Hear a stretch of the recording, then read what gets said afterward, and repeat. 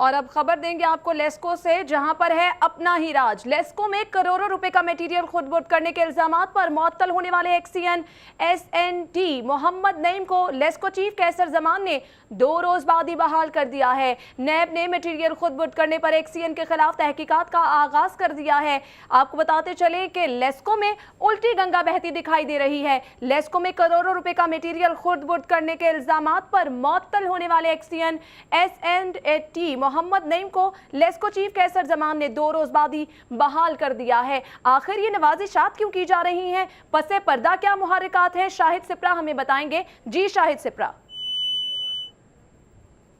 एसएसएनटी के एक्सीएन मोहम्मद नईम को करप्शन इल्जामात की बुनियाद पर मुअत्तल किया गया था। इसकी सिफारिश जो है डायरेक्टर ऑपरेशन असदुल्ला खान की जानिब से की गई, जिसके बाद HR डिपार्टमेंट की जानिब से उनकी मुअत्तली का नोटिफिकेशन जारी किया गया। लेकिन उसके बाद लेस्को चीफ कैसर जमान ने इनको 2 ही रोज़ बाद बहाल करने का जो नोटिफिकेशन है वो जारी करवा दिया, जिसके बाद डायरेक्टर ऑपरेशन असदुल्ला खान और इसके साथ साथ लेस्को चीफ कैसर जमान के खिलाफ जो अंदरूनी तनाज़ात हैं वो बढ़ना शुरू हो गए हैं। असदुल्ला खान का ये मौक़िफ़ है कि चूँकि उसके खिलाफ इस्लामाबाद की जानिब से और नैब जो है वो करप्शन और मटेरियल चोरी की इंक्वायरी कर रहा है और तहकीकात कर रहा है, जिस पर उन्होंने मोहम्मद नईम जो कि एक्सीएन एसएसएनटी है उसको मुअत्तल करने का नोटिफिकेशन जारी करवाया था, ताकि तहकीकात का अमल जो है वो जल्द अज जल्द पूरा किया जा सके। लेकिन लेस्को चीफ कैसर जमान जो है इस इंक्वायरी में आड़े आ रहे हैं और उन्होंने दोबारा उनको बहाली का नोटिफिकेशन जारी करवाया। दूसरी जानिब ज़राए ने यह बताया है कि वापडा हाउस की जो इंटेलिजेंस रिपोर्ट उसके मुताबिक जो इंक्वायरी और तहकीकात की गई है उसमें मोहम्मद नईम पर करोड़ों रुपए का मटेरियल जो है वो खुर्द बुर्द करने के इल्ज़ाम साबित हुए हैं। जबकि इसके साथ साथ